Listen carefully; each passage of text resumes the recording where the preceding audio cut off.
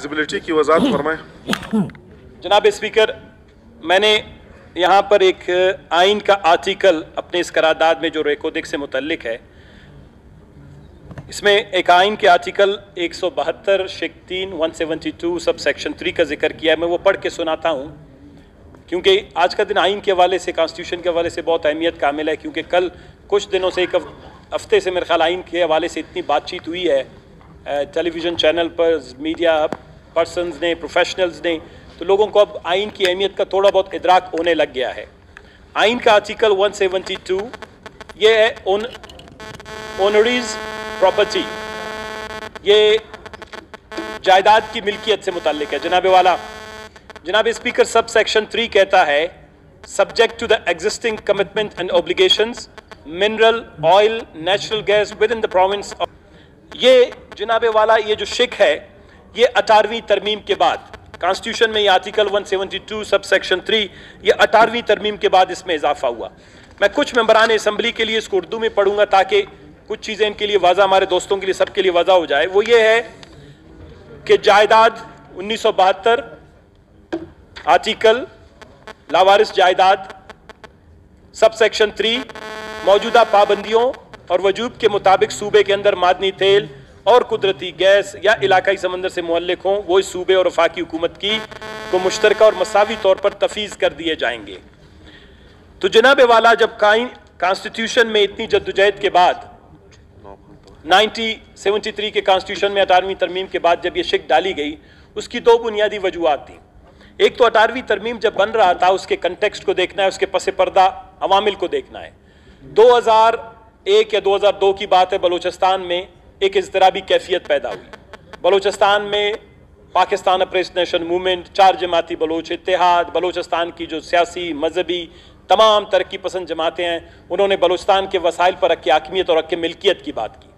और यह हक़ हाकिमियत और हक़ मिल्कियत का दावा मुंसलिक था जब ग्वादर पोर्ट पे काम शुरू होने लगा, जब सुई से, डेरा बुगटी से, जब तकरीबन 1952 से निकलने वाली गैस से मुतल्लिक, गैस से मुस्तफ़ीद न होने की वजह से ये इस्तिराब गुज़िश्ता 50-55 सालों से बलूचिस्तान में मौजूद था। उसके बाद जो सेंदक का मुआहिदा हुआ, जिस तरह वफाकी हुकूमत ने उसको मुकम्मल तौर पर अपने कंट्रोल में लिया था, नाम तो सोने चांदी का था, लेकिन वहाँ के इलाके के लोगों के मुंह में मिट्टी भी नहीं जाती थी इसकी। ये वो तमाम हालात थे जिसने बलूचिस्तान के अंदर बहुत बड़ी सियासी इस्तिराब को जन्म दिया। यहाँ पर जद्दोजहद हुई, लोगों ने यहाँ पर प्रोटेस्ट किए, कुछ ने जमहूरी तरीके से इसको आगे बढ़ाया, कुछ ने इस सारे माहौल से, हालात से जो है मायूसी का इजहार करते हुए जद्दोजहद के और रस्ते इख्तियार कर लिए। और आज तक बलूचिस्तान उन हालात से गुजर रहा है। बलूचिस्तान आज तक, अभी तक एक नॉर्मल सूबा नहीं है, एक वफाकी वहदत नहीं है। उसकी बुनियादी वजूद क्या है? उसकी बुनियादी वजूद ये है जनाब वाला कि आहीन और कानून के तहत जो तहफ़्फ़ुज़ात बलूचिस्तान को एक वफाकी वहदत की हैसियत से फराम किए गए हैं, उन पर अमल दरामद नहीं होता। मिसाल के तौर पर जनाब वाला, इस रेकोदिक मायदा ये क्यों अहमियत का हामिल है? एक बहुत बड़ा इदारा है जिसमें तकरीबन दुनिया के 52 के करीब, 52 के करीब ममालिक अब उसके मेंबर्स बने हैं, जिसमें दुनिया के सबसे अमीर तरीन कौमें इसके मेंबर बने हैं। वो कुदरती वसाइल में शफाफियत की बात करता है। Extractive industries transparency initiative, EITI, ये जनाब वाला दुनिया का वो इदारा है जिसमें अगर दुनिया में जहां पर भी कुदरती वसाइल, मादनी वसाइल से मुतल्लिक कोई भी कंट्रैक्ट कोई मुल्क किसी कंपनी के साथ करता है, तो उस कंट्रैक्ट को जो है आवेजा करता है। और मैं आपकी मालूमात के लिए बताऊं कि अफगानिस्तान भी इसका मेंबर है, पाकिस्तान इसका मेंबर नहीं है। तो ये जो भी कंट्रैक्ट आप कुदरती वसाइल से मुतल्लिक करते हैं, सोने चांदी, मार्बल, कोयला, गैस, ये कंट्रैक्ट जो हैं आप एक्सट्रैक्टिव इंडस्ट्रीज ट्रांसपेरेंसी इंटरनेशनल के साथ शेयर करते हैं, ताकि आपको, आपके लोगों को, कौम को पता चले कि जो मुआहिदा, जो एग्रीमेंट हमने किया है, उसके सियासी, माशी, माशरती, तवीलुल मियाद, कलीलुल मियाद क्या असरात हम पर मुरतब होंगे। और उसी को बुनियाद बनाकर जो है उस मुल्क की अंदर जो है ट्रांसपेरेंसी को, शफाफियत को जो है जांचा जाता है।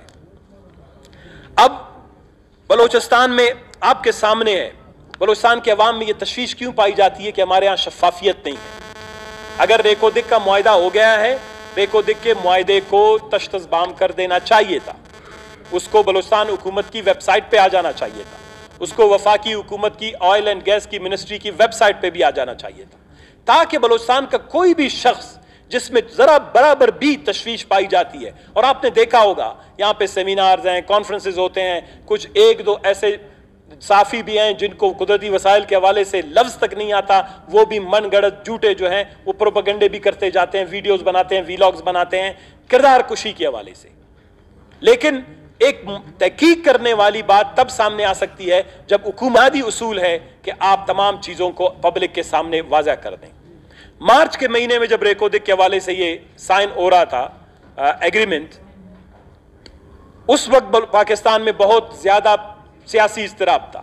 یہ جو 3 اپریل کا ہم فیصلہ جس کی بات کر رہے ہیں ابھی سپریم کورٹ نے جو ہے اس کو انڈو کر دیا، یہ 19 مارچ کے بعد یہ جو معاہدہ سائن ہوا ہے اس وقت وزیر اعظم کے خلاف عدم اعتماد کی تحریک جمع ہوئی تھی. مولانا صاحب، یہ 52 سے 53 بلین ڈالر کا ہے.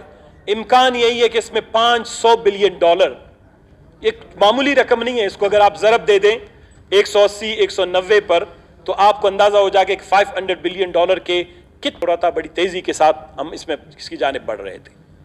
اس میں جو اس وقت کی معلومات کے مطابق بلوچستان حکومت کے ساتھ 25% شیئر بلوچستان کی حکومت کو دینے کی بات کی گئی ہے، یا اس معاہدے میں اس کا ذکر کیا گیا ہے. گو کہ وہ معاہدہ ابھی تک ہم نے بھی نہیں دیکھا ہے، ہمیں دیکھنا چاہیے، ہمیں ملنا چاہیے اراکین اسمبلی کو. معاہدے میں اس 25% میں 10% کیری فری، جس کو کہتے ہیں جس کے لیے آپ کو روپیہ پیسہ دینا نہیں پڑتا ہے، حکومت بلوچستان کو 10% کیری فری کی بنیاد پر حصہ دیا گیا ہے، جبکہ 15% پیڈ شیئر ہے. لیکن اس پیڈ شیئر میں ایگریمنٹ میں یہ بات کی گئی ہے کہ وہ جو حصہ ہے 15% وہ اس وقت ہوگا جب وفاقی حکومت اس 15% کے پیسے دے دے. اور یہ ہمارے سامنے مثالیں پڑی ہوئی ہیں کہ اس طرح کے معاہدات کے بعد وفاقی حکومت بلوچستان کے پیسے نہیں دیتا، اس کے بعد 15% کے حصے پر بھی ہمیں جو شک ہے، کیونکہ ہمارا تجربہ، ہماری تاریخ اور بلوچستان اور وفاق کے جو قدرتی وسائل کے حوالے سے جو تعلق ہے وہ اس بات کو واضح کر دیتا ہے کہ ہمارے ساتھ اس سے پہلے قدرتی وسائل کے مد میں انصاف نہیں ہوا. تو یہ 15% بھی اگر بلوچستان کو نہیں ملے تو بلوچستان کا حصہ گٹ کے 10% پہ رہ جائے گا، کیونکہ کیری فری کا جو شیئر آپ کا دیا گیا ہے وہ 10% ہے. باقی یہ ایکسٹ کا جو تھا، international centre for settlement of investment dispute نے 2019 میں فیصلہ دیا. اس کے بعد ابھی جو ریسنٹلی 2021 میں فیصلہ دیا، اس فیصلے کے تحت جو ہم پر جرمانہ عائد ہوا، اس کے بعد ہم نے ان کے ساتھ نیگوسیشن شروع کی.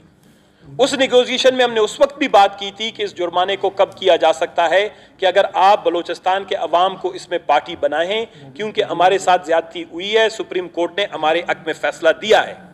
لیکن خیر وفاقی حکومت نے اس کو اپنے وکلا، اپنے ٹیکنیکل ایکسپرٹ اور اپنی جو ہے کہ ایپیکس کمیٹی اور ٹیم بنا کے اس کے ذریعے سے انہوں نے نیگوشیٹ کی. ہمیں اس سے گلا نہیں. ہم نے آخر بالآخر اس ایگریمنٹ کے تحت یہ فیصلہ طے ہو گیا کہ 50% جو ٹچان کمپنی ہے، کاپر کمپنی جو لمیٹڈ ہے، اس کو جائے گی اور 50% حکومت پاکستان کو پاس واپس آ جائے گی. اور اس طریقے سے یہ سیٹلمنٹ کو، اس معاملات کو آگے بڑھائیں گے. اور ہم اس کے حق میں ہیں، کیونکہ $500 بلین کے اس ذخیرے کو کسی میں بھی اتنی طاقت اور ہمت نہیں ہے اس کو ڈیولپ کر سکے. ہماری سریاب کی سڑکیں 3 سال سے جو تعمیر نہیں ہو سکتی ہیں، جو 1 سے 1.5 ارب 2 ارب روپے کا پروجیکٹ ہے. تو $500 بلین کے ریکودک کو مجھے بھی پتا ہے کہ مجھ میں، آپ میں، کسی میں شاید اتنی استطاعت وفاقی حکومت میں نہیں ہے، نہ وہ ایکسپرٹیز ہے کہ اس کو ڈیولپ کرے. We need foreign experts. We need foreign investment. But transparency. And according to the Constitution. اگر آپ کانسٹیٹیوشن کے بغیر اور شفافیت کے بغیر جائیں گے پھر ہم ٹگائے جائیں گے. یہ ہمارے عمر میں، یہ ہم جو سارے لوگ بیٹھے ہوئے ہیں، ہم شاید ہم میں سے، آپ میں سے کوئی بھی ریکو دک کو بنتے ہوئے نہ دیکھ پائے، کیونکہ اس کے ڈیولپ ہونے میں 10 سے 15 سال لگیں گے. اور ہم میں سے کوئی بھی شاید اتنا خوش قسمت ہو بلوچستان کے اور پاکستان کے ان حالات میں 10-15 سال اور جی لے. یہ ہمارے آنے والی نسلوں کی بنیاد ہے. تو لہذا بات یہ ہے کہ جب 1952 میں گیس نکلا، بلوچستان اس وقت سب سے زیادہ گیس پیدا کرنے والا صوبہ، کانسٹیٹیوشن کے اندر ایک آرٹیکل تھا 156 کا کہ گیس جو ہے ترجیح بنیادوں پر صوبے کو ملنی چاہیے، اس پر عمل درآمد نہیں ہوا. 2010 کے بعد 18ویں ترمیم کے بعد جب پی پی ایل کے ساتھ 2018 کے بعد اس بنیاد پر جب ہم نے PPL کے ساتھ کہا کہ اب تو آئین نے جو ہے گیس کے اختیارات ہمیں دیے، ہمارے ساتھ نیگوشیٹ کریں، PPL نے جناب والا ہمارے ساتھ معاہدہ کیا، اور PPL کے اس وقت 67 ارب روپے، آپ اندازہ کریں، اب میں آتا ہوں PPL کا ذکر یہاں کیوں آ رہا ہے۔ PPL نے 67 ارب روپے بلوچستان کے ابھی تک اس کو واپس نہیں کیے، جو بلوچستان کا حصہ بنتا ہے 18ویں ترمیم کے بعد، جس میں سے بلوچستان کو اب 50% ان گیس ساری کمپنیوں میں، ڈیولپنگ کمپنیوں میں، پروڈیوسنگ کمپنیوں میں شیئر ملنا چاہیے تھا، وہ شیئر ہمیں نہیں مل رہا ہے۔ فگوستا ہے، ان میں سے ایک کمپنی تھی انترفگوستا، اس نے کہا کہ جناب والا مجھے $900 ملین دے دیں، مجھے توبہ ہے بھائی اس ادھر کام کرنے سے، میں نے جو نقصان ہے جرمانہ ہے وہ مجھے واپس کر دیں۔ 900 ملین انترفگوستا کا جب یہاں پر واپس کرنے کی بات ہوئی، جو تقریباً بنتا ہے پاکستانی 150-160 ارب روپے، یہ ڈالر فلکچویٹ کر رہا ہے، میں اگر کیلکولیٹ کروں تو وہ ایگزیکٹلی یہ 150 ارب روپے بنتے ہیں 900 ملین ڈالر کے، جو انترفگوستا کو واپس کرنے ہیں وفاقی حکومت نے، پھر 50% کا مالک حکومت پاکستان اور حکومت بلوچستان بن سکتا ہے۔ اب ہوئی بات کیا ہوئی، وفاقی حکومت نے 5-6 اور کمپنیوں کو بلایا، کس کو بلایا؟ جس کا ذکر ابھی میں نے کیا، PPL، جو بلوچستان کا 70 ارب روپے مقصوص ہے، جو BME یہاں پر اس کا ایک ذیلی ادارہ ہے چلا رہا ہے، اس میں بلوچستان کے ایک شخص کو بھی، جو یونس صاحب کے جو ہے حلقے میں اس کا ذکر وہ خود بہتر طریقے سے کریں گے، باقی PPL کی محبتوں اور اس کی سہولتوں کا ذکر وہاں سے وہ کریں گے اور ڈیرہ بگٹی کے نوجوان کریں گے۔ تو جناب والا 25% حصہ انہوں نے یہ کیا کہ کیونکہ فیڈرل گورنمنٹ کو بلوچستان کے قدرتی وسائل پر اپنی دسترس قائم رکھنے کے لیے ہمیشہ ایک طریقہ کار چاہیے ہوتا ہے، انہوں نے 25% جو حصہ ہے وہ ایک SOEs بنا لیے، انہوں نے اسٹیٹ اون انٹیٹیز، یعنی اسٹیٹ اون انٹرپرائزز۔ اس اسٹیٹ اون انٹرپرائزز کی 3 بڑی کمپنیاں ہیں، اس میں ایک PPL آیا ہے، ایک OGDCL ہے اور ایک پاکستان ہولڈنگز پرائیویٹ لمیٹڈ ہے، PHPL، PPL، OGDCL، 3 کمپنیوں کی انہوں نے کنسورشیم بنائی جس کو نام دیا اسٹیٹ اون انٹیٹیز کا۔ اسٹیٹ اون انٹیٹیز کو کہا کہ 900 ارب روپے ہیں، 157 ارب روپے پاکستانی بنتے ہیں، آپ دے دیں، ریکو دک میں 25% حصے کا مالک بن جائیں۔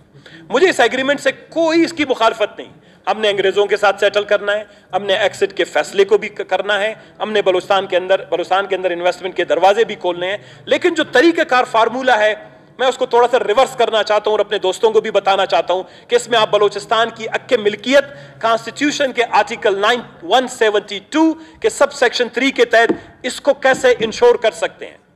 دوسری بات یہ ہے کہ اپنے انڈے کسی اور کے باسکٹ میں نہ ڈالیں۔ وفاقی حکومت کو جب بھی آپ نے اختیار دیا ہے انہوں نے آپ کے اختیار کا غلط استعمال کیا ہے۔ میں PPL کے حوالے سے تمام ڈاکومنٹس پڑھے ہیں، میں آپ کو بتاؤں کہ کن کن جگہوں پر PPL 10 سال سے 18ویں ترمیم کے تحت ہونے والے تمام آئینی اور قانونی جو بھی تبدیلیاں ہیں ان کو وہ تسلیم کرنے کے لیے تیار نہیں ہے۔ اب فارمولہ کیا ہے؟ اس کو آپ ثنا بلوچ فارمولہ سمجھ لیں، اس کو بلوچستان کے عوام کا فارمولہ سمجھ لیں۔ بلوچستان کے عوام کو بھی میں یہ بتانا چاہتا ہوں کہ 100% قدرتی وسائل پر حق ملکیت کسی کی ہو نہیں سکتی۔ 100% آپ کا، آپ کی زمین میں پڑا ہے، کسی کا مائی باپ نہیں لے جا سکتا۔ لیکن جب آپ کاروباری طریقے سے ڈیولپ کرنے کے لیے آتے ہیں تو پروڈیوسنگ رائٹس یعنی پیداواری حقوق جو ہیں وہ آپ لوگوں کے ساتھ شیئر کرتے ہیں۔ تو لہذا بلوچستان کے عام نوجوانوں کو بھی جذباتی کرنے کی، اس طرح بھی کرانے کی ضرورت نہیں ہے۔ ہم اگر پارٹنرشپ میں جاتے ہیں، کسی کو کہتا ہے میری زمین ہے، آپ اس پہ آ کے اینٹیں گراؤ، اس پہ دکان بناؤ، آدھا تمہارا آدھا ہمارا، کاروبار کے کچھ اصول ہوتے ہیں، اس سے بہتر اصول اب ہو ہی نہیں سکتا۔ 20 سال سے ہم لیٹیگیشن میں گئے، ہم عدالتوں میں گئے، ریکو دک کا کوئی نہیں نکلا، اب نکل رہا ہے، اچھی بات ہے، ایک پیش رفت ہوئی ہے۔ 25% انہوں نے ہمیں دیا ہے، 15% اس 25% میں بھی تھوڑا سا جو ہے وہ ڈاماڈول ہے، جس میں میں کہتا ہوں کہ اس میں بہت سی چیلنجز درپیش ہوں گی، کوئی بھی بلوچستان کی آنے والی صوبائی حکومت ہے۔ باقی 25% میں جناب والا 157 ارب روپے حکومت بلوچستان اپنے ذریعے سے دے سکتا ہے، اور اس کو میں ثابت کر کے دوں گا۔ ہم کیوں SOEs کو جو ہے اسٹیٹ اون انٹیٹیز کو جو ہمارے مقروض ہیں، جن کے ہمارے ساتھ اچھے تعلقات نہیں ہیں بلوچستان میں تیل اور گیس کی پیداوار کے حوالے سے، ہم ان کمپنیوں کو کیوں اپنا 25% حصہ دیں؟ ہم 1 سال کی اپنی PSDP جو ہے قربان کر دیں اس کے لیے. اگر ہم 1 سال کی PSDP قربان نہیں کر سکتے, یہ 5 سال میں دینے ہیں, ہر سال کے 30 ارب روپے اپنے PSDP سے کم کر کے 5 سال میں جو ہے آپ 157 ارب روپے فیڈرل گورنمنٹ کو واپس دے کے اسٹیٹ اون انٹیٹیز کو نکال کے 50% براہ راست حکومت بلوچستان کا شیئر آپ اس میں لکھ سکتے ہیں, 50% ان کا ہے. ٹیکسز فیڈرل گورنمنٹ کو ملتے جائیں گے, وفاقی حکومت بھی مزے لے, ہمارے لوگوں کو بھی تسلی اور تشفی ہوگی کہ یہ دنیا کے مسلمہ قوانین کے تحت ایک پالیسی بنی ہے. اس میں اب طریقہ کیا ہے؟ OGTCL ہمارا بہت بڑا مقروض تو نہیں ہے, لیکن میرے پاس ایک لسٹ ہے. OGTCL پاکستان میں اس وقت جو ہے بلوچستان میں تقریباً کوئی مکسی میں طارق صاحب چلے گئے.